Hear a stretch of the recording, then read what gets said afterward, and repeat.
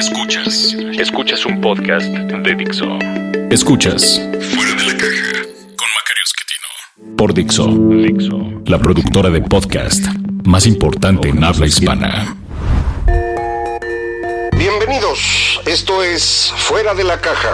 Mi nombre es Macario Esquetino, les agradezco mucho que estén nuevamente aquí con nosotros en esta nueva emisión de Fuera de la Caja, la número 22.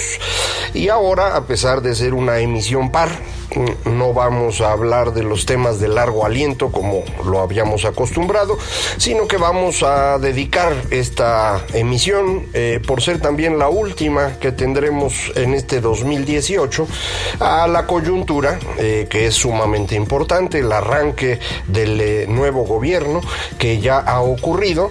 En la emisión anterior habíamos platicado acerca de cómo parecía que podría ser el gobierno del señor López Obrador, que estaba por iniciar. Pero ahora ya ha pasado el día 1 de diciembre y me parece que podemos confirmar que lo que habíamos estado platicando en emisiones anteriores, se está cumpliendo. El discurso que lanzó el presidente constitucional ya de los Estados Unidos mexicanos, Andrés Manuel López Obrador, frente al Congreso en la toma de posesión, confirma por completo lo que habíamos comentado.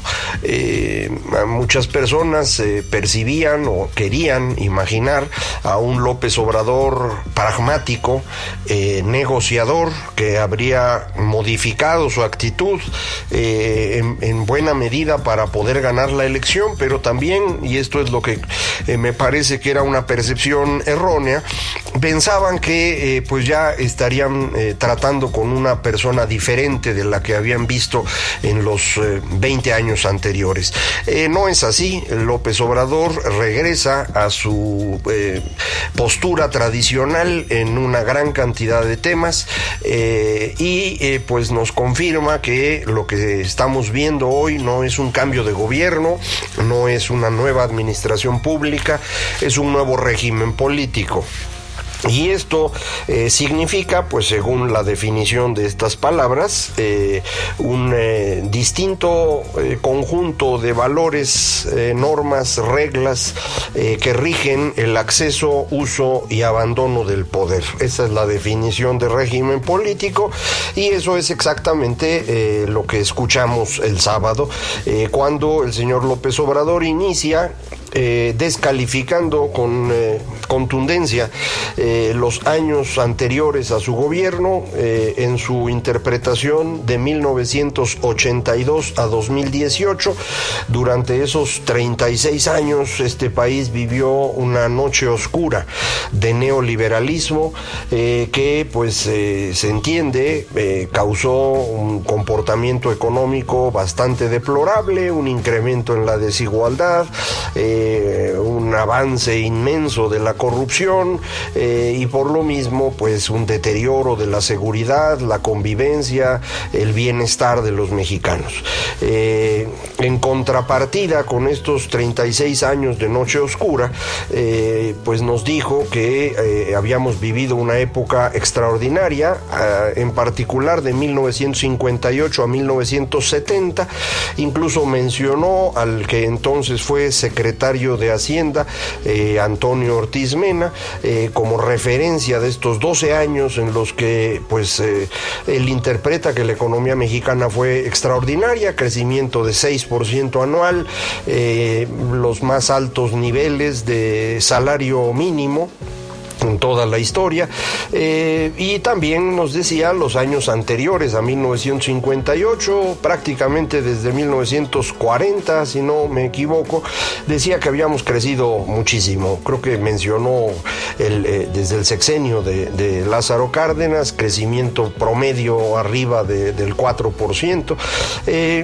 pero bueno, pues se le olvidó meterse un poquito más a detalle a los años que fueron de 1970 a 1982, lo que por un tiempo llamamos la docena trágica, estos 12 años en los cuales se vino abajo este sistema económico que pues él tanto presume. Y tampoco se acordó de que a partir de 82 hubo que dedicarle 6 años completos a paliar la crisis y otros 6 para empezar la recuperación, que me parece se concreta a partir del Tratado de Libre Comercio. Y bueno, una vez terminada la gran crisis de 94-95, todo eso se le olvidó porque pues no le ayuda a su discurso legitimador, que parte de que el problema son los neoliberales y por lo tanto la solución son ellos, los no neoliberales, los neonacionalistas, creo que les están diciendo ya ahora. Él mismo ha seleccionado ya a una serie de héroes nacionales que pues son, digamos, el camino que lleva hasta su gobierno, que debe culminar con esta gran obra que es la construcción de México. Miguel Hidalgo, José María Morelos, de ahí un brinquito a Benito Juárez, pues por ahí nos ponen a Francisco I. Madero y a Lázaro Cárdenas, ocasionalmente mencionan a Villa y Zapata, que son pues muy adorados por varios de los seguidores de López Obrador, pero él no los menciona tanto. En cualquier caso, pues esta colección de héroes ya se ha ido convirtiendo en una estampita que ponen con el color guinda de la organización política de López Obrador, de Morena, y con las letras que dicen Gobierno de México. Toda una construcción simbólica, indudablemente, para afianzar entre sus seguidores que esta es otra época, es un mundo totalmente distinto, y pues en este mundo les va a ir muy bien a todos. No sabemos si esto va a ocurrir, sí sabemos que está destruyendo lo que conocimos en los últimos 25 años, digamos, del Tratado de Libre Comercio para acá. Todo lo construido en ese periodo es lo que está sujeto a destrucción en este momento. Yo diría que empezando por la democracia. Ellos, los seguidores de López, Morena en particular, siempre han dicho que son muy demócratas, pero toda la evidencia indica exactamente lo contrario. No solamente han sido los únicos que han reclamado fraudes electorales en cada una de las elecciones que han participado, no solamente son ellos quienes crearon este fideicomiso para ayuda de los damnificados por el terremoto y que se usó para lavar dinero en la campaña presidencial de López Obrador, precisamente. Las consultas que han estado realizando pues son un fraude a la democracia, un intento de construir lo que ahora se conoce en el mundo como democracia iliberal, mecanismos plebiscitarios en los cuales las personas que van a votar no tienen información de fuentes confiables e independientes, en donde no hay condiciones equitativas en la competencia, nadie sabe cómo se cuentan los votos, no tenemos igualdad de condiciones para votar todas las personas en México, y bueno, los derechos que tenemos de opinión y de reunión se van reduciendo. Esto creo que ya debería estar absolutamente claro para todos, pero por si no fuese así, lo vuelvo a comentar. No nada más está destruyendo la democracia, hay también un proceso de destrucción del proceso de modernización, perdónenme por repetir, la destrucción del proceso de modernización de México que habíamos encauzado los últimos 25 años, empezando con el Tratado de Libre Comercio y las reformas que se hicieron a su alrededor, los distintos intentos de reformas estructurales en tiempos de Zedillo, Fox, Calderón, que no pudieron fructificar todos por cuestiones políticas. En tiempos de Zedillo algo se logró hacer en materia eléctrica, en tiempos de Fox y Calderón pues casi nada, porque no tenían mayorías en las cámaras y el PRI pues no quería darles ningún triunfo. Pero en el gobierno de Peña Nieto, PAN y PRD sí estuvieron de acuerdo en apoyar al PRI para sacar estas reformas que llevaban 15 años atoradas y que pues por eso pudieron salir tan rápido, y en el transcurso de unos pocos meses logramos elaborar prácticamente 12 grandes reformas. Es probablemente el cambio jurídico estructural más importante en el mundo, en cualquier país que no haya sufrido una guerra. Este tipo de cambios son normales cuando hay una guerra civil, una invasión, alguna cosa que altere por completo la política nacional. En condiciones de paz esto no es frecuente, pero México lo logró entre 2013 y 2014. Desafortunadamente todo eso que se logró pues hoy está en vías de destrucción. La reforma educativa ya ha sido eliminada, se están empezando a proponer ideas para sustituirla, ideas que no tienen una lógica coherente, pero pues vamos a esperar a ver si poco a poco pues van adquiriendo cierta estructura.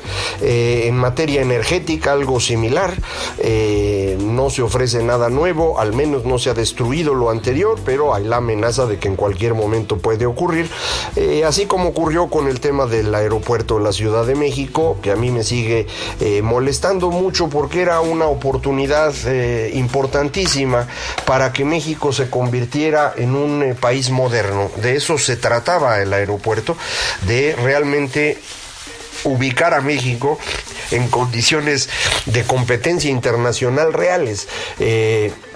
Tenemos un aeropuerto muy viejo, pues realmente sobrepasado por la demanda, y es el aeropuerto grande que hay en este país. Indudablemente Cancún es un buen aeropuerto, muy orientado a la demanda turística, evidentemente, pero es el único grande que tenemos en México, el de la ciudad, y este es el que había que modernizar de forma significativa.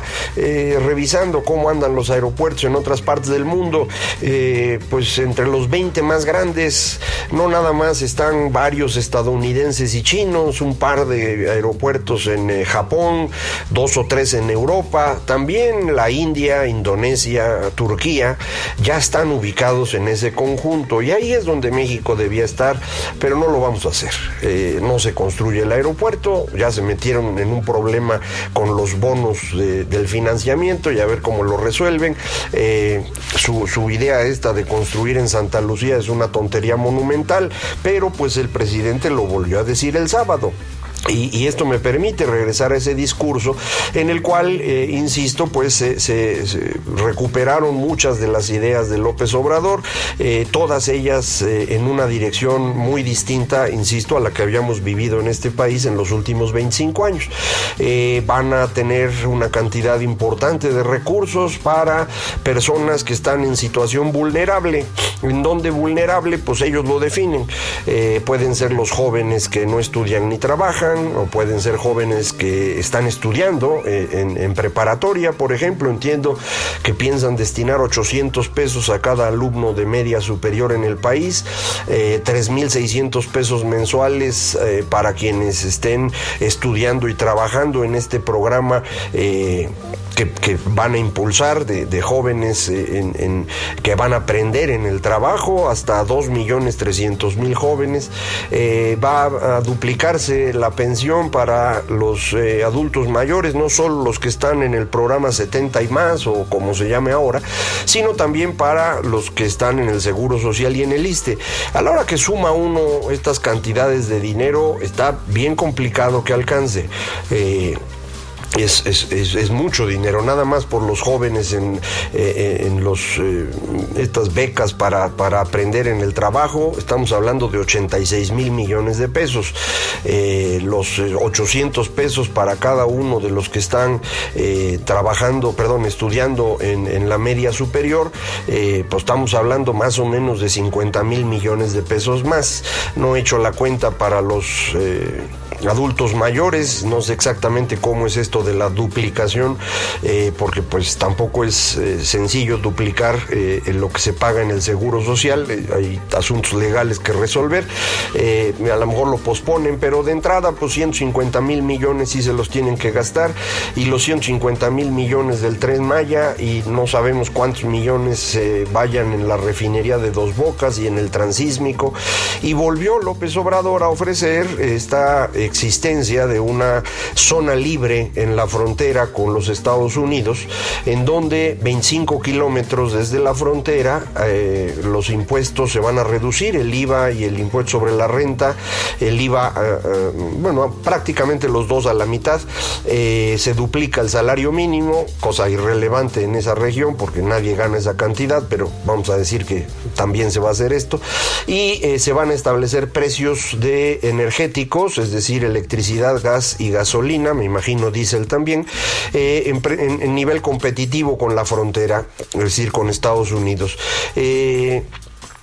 El argumento para poder llevar a cabo esto, según López Obrador, es que va a ser la última barrera para evitar la migración. Lo que no parece tener claro el señor López Obrador es que esa migración dejó de existir hace 10 años. De 2008 a la fecha, la migración entre México y Estados Unidos es negativa. Es decir, hay más mexicanos regresando de Estados Unidos a nuestro país que yendo de México hacia Estados Unidos. Así que no necesitamos ninguna barrera a la migración, pero pues es uno de estos temas en los que el señor trae ideas de hace rato, no ha podido actualizarse. Me imagino que pues tantos viajes, tantas ocupaciones no le permiten mantenerse al día con la información, y pues probablemente ninguno de los que están cerca le dice nada. El asunto es que está proponiendo algo que no tiene sentido, pero que nos va a costar, si nos sale por el lado barato, 100,000 millones de pesos al año. Puede ser bastante más, porque si me establecen a mí una zona en la cual me van a cobrar la mitad de impuesto, pues yo voy a mover para allá mi empresa. Es decir, no hay ninguna razón para tener mi empresa en Ciudad de México, en Monterrey, en Aguascalientes, en Villahermosa. Sí puedo poner la razón social en Tijuana o en Ciudad Juárez y pagar la mitad de impuesto sobre la renta. Y esto no me cuesta ningún trabajo, y pues ustedes saben, ya hay empresas que rentan este tipo de lugares, no es ilegal. Entonces, pues a menos que le metan candados, el costo va a ser mucho más alto, pero déjenlo en 100,000 para que no le estemos calificando de más. Pues perdemos 100,000 millones de ingresos para el gobierno federal, que eso no es una idea brillante. México tiene un problema grave de recaudación. Hasta hace muy poco, hasta la reforma fiscal de 2013, éramos el país que menos recaudaba en el mundo. Ahora ya estamos recaudando un poquito mejor y nos lo van a echar a perder con esta brillante idea. Recaudamos menos, pero gastamos más en transferencias, que no es generación de riqueza, son estas becas a los jóvenes o estas estas pensiones a adultos mayores. Le puede uno encontrar 1000 virtudes en términos de bienestar de la población, pero ninguno en términos de productividad. Y hay que acordarse que si uno no produce riqueza, pues tarde o temprano las cosas se complican. Entonces, a la hora que suma uno esto, las presiones en el gasto del gobierno son muy significativas. El presupuesto va a presentarse a más tardar el 15 de diciembre, es probable que ese día, porque también tienen que hacer muchas cuentas. Yo ya no lo voy a platicar con usted, sino hasta el año próximo, que yo sí me voy a ir de vacaciones unos días para descansar de esto. Podrá, me imagino, ver en muchos medios de comunicación opiniones al respecto, y si el presupuesto no está bien hecho, ni siquiera va a tener que leer opiniones en ningún lado, lo va a notar de inmediato en el ajuste cambiario. Vamos a seguir vigilando eso, porque pues ahí es donde se ha resentido buena parte de estas decisiones del señor López Obrador. Ya le comentaba en alguna ocasión anterior, a partir de octubre López Obrador nos sale más caro que Donald Trump en términos de el pago adicional que tenemos que hacer por $1. Hoy en día el dólar debería costar 18 pesos, gracias a Donald Trump nos estaría costando 19, y gracias a López Obrador nos está costando 20.50. Entonces cada uno nos está costando, Trump $1, López Obrador $0.50, y pues los dos pueden estar ahí los próximos 6 años, así que pues nos va a salir caro esto durante un buen rato, pero puede empeorar. La pregunta es, ¿puede mejorar? Yo no lo creo, porque el golpe a la confianza que ha significado tanto la decisión del aeropuerto como la manera como están tratando a las instituciones, los inversionistas internacionales ya no están contentos. Evidentemente, pues ellos no son mexicanos, su preocupación era tener rendimientos atractivos con cierta seguridad. Esa seguridad ya no existe. Lo que construyó México con muchísimo trabajo durante 25 años ya se fue a la basura. En los últimos 25 años logramos separarnos de América Latina. Solo México y Chile tienen una presencia internacional distinta del resto de América Latina, que era considerado falto de seriedad. Bueno, pues ya no. Ya se quedó Chile solito. Nosotros ya regresamos a ser un país que no es serio. Y pues volver a convencer al resto del mundo de que ese no es el caso, pues va a requerir otra vez 20 años. Y eso a partir de cuando empecemos, que no va a ser ahorita. En estos momentos lo que vamos a estar viendo es esta continuación de la construcción de este nuevo régimen, que en realidad es la recuperación de lo que México vivió en los años 70, y que, pues usted lo sabe, económicamente fue una tragedia. Políticamente, pues éramos un régimen autoritario, así que ni nos dimos cuenta de una gran diferencia. Ahora sí lo vamos a notar porque conocimos la democracia y también de ella hay que irnos despidiendo. Yo quisiera cerrar este 2018 con un comentario más optimista y más atractivo, pero no tengo. Esto es lo que hay. Yo lo único que puedo hacer es platicarle lo que percibo, hacerlo sin duda de la manera más atractiva y optimista posible, y eso acabo de hacer, así que imagínense cómo estaría si no fuera yo optimista. No importa, aquí nos vamos a ver en 2019, vamos a regresar en los primeros días de enero para volver a platicar con usted a través de Fuera de la Caja, y en aquel momento vamos a regresar otra vez a nuestra estrategia de los números nones para la coyuntura, los números pares para estos temas de largo aliento que a mí me gustan mucho y que si a usted no le molestan, yo sigo con ellos. Ojalá y podamos intercambiar opiniones. Agradezco mucho a todos los que me han mandado algún comentario. Gracias a eso he corregido errores lo que he podido y trataré de seguirlo haciendo. La forma de comunicarse conmigo es muy fácil. Soy Macario MX en Twitter, @Macario MX, en correo electrónico macario@macario.mx, y en mi página www.macario.mx. Le deseo que pase felices fiestas y que 2019, a pesar de todo, sea un gran año para usted y su familia. Esto es Fuera de la Caja. Dixo presentó Fuera de la Caja.